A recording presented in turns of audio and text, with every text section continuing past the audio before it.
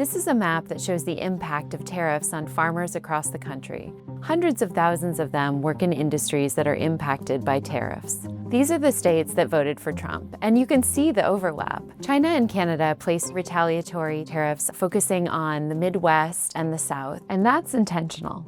This is meant to send a message to the president and apply pressure to Republicans who have to answer to their own constituents. Farming is an easy target because the United States exports more than $100 billion of agricultural goods each year. Let's look at where I'm from, Iowa. Iowa is a top producer of corn, it's a major producer of soybeans, which is a big export, and it's the second largest agricultural exporting state. The state's largest export market is Canada, and the fourth largest is China. For farmers, these kinds of export sales can determine whether they stay afloat. China and Canada place tariffs on corn, soybeans, and a list of other U.S. farm products.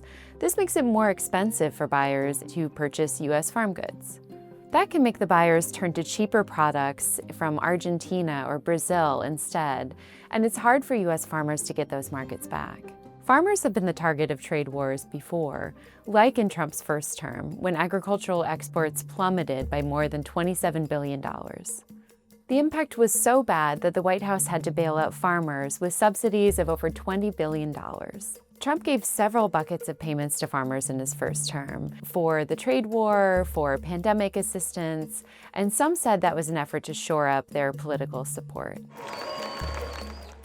Farmers are still a strong voting bloc for Trump. About 77% voted for President Trump. The trade war was painful for farmers the first time around, but this time it could be much worse because the tariffs are bigger, the retaliation is bigger, and the economy is feeling more brittle. Since the industries impacted will disproportionately affect his base, Trump has changed his tone on tariffs from this, "Tariffs are going to make us rich as hell. It's going to bring our country's businesses back," to something a bit more realistic. We may have short-term a little pain, and people understand that.